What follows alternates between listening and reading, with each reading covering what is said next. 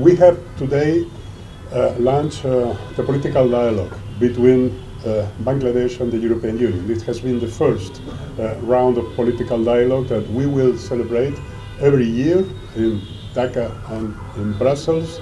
And in our mind, in the mind of the European Union, this is a very good beginning for a new page in our relationship. What we are recognizing here as European Union is the impressive achievements of Bangladesh over the last 10 years. And we are acting on that achievements, and that's why we are here for the political dialogue.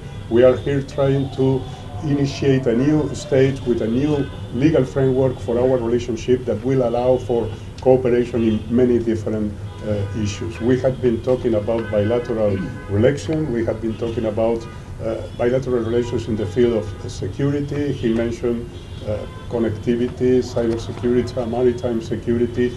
We really want to work with Bangladesh in the security of this region, in the Indo-Pacific region. For us, it's a key actor, and it will be increasingly an important actor, and we want to work closely with Bangladesh to protect the interests of the European Union in this part of the world, which are important, and work with our partner Bangladesh on protecting also Bangladesh interests. We will talk also about a number of foreign policy issues, because it's very important for us to understand why Bangladesh takes the decision, acts the way it acts. It's important for us to share our thinking on different questions in the international community.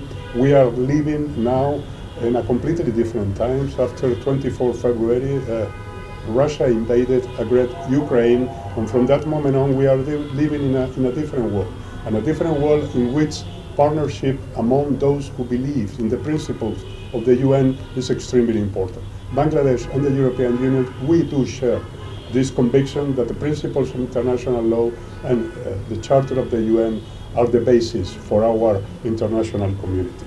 So again, first, this is the recognition of an impressive achievement from Bangladesh. Second, we are opening a new chapter in our relationship.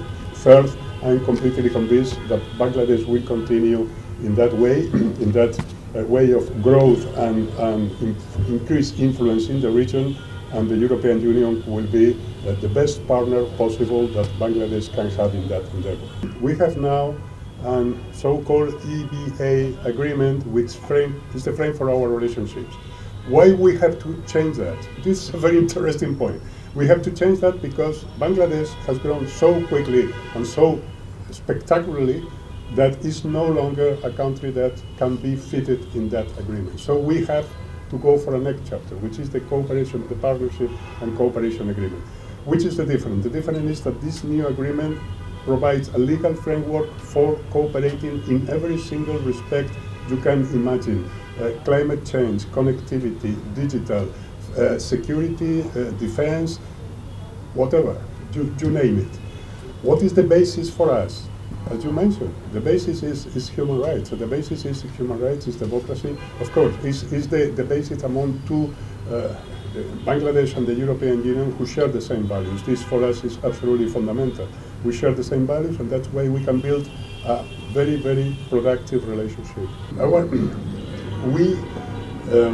We are reviewing and broadening our relationship with Bangladesh for two reasons. First, because the country itself, the spectacular growth, the spectacular achievements, which allows us to cooperate in a broader sense. Second, because we have an interest, a very important interest at the European Union in the Indo-Pacific region. If you look at the Indo-Pacific, if you look at our trade, our interest, this is a region we have to be present.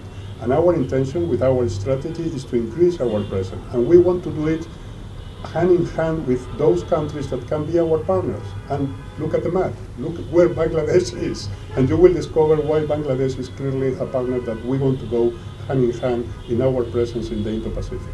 There are two different questions. Ukraine, what Vladimir Putin has done is a plain violation of international law. He has invaded a neighbor. He has annexed territory of that neighbor. Whether after the Russian army is unable to maintain this territory is a different question. But he has, and the UN, the General Assembly, condemned that. And Bangladesh voted in favor of the condemnation, because Bangladesh is showing very clearly that it's a country that goes for the international principles. There is a second part in this story, which is our policy, the policy of Bangladesh. We respect absolutely the decisions taken on foreign policy in the Ukrainian war by the Bangladesh government. They have been taken according to the interest of Bangladesh. We can understand that. We can talk about principles. We can talk about our policy. We try to explain why we do what we do. But in no case, never ever, we will push any partner to take a position in one sense or the other. We respect fully the decisions taken by Bangladesh.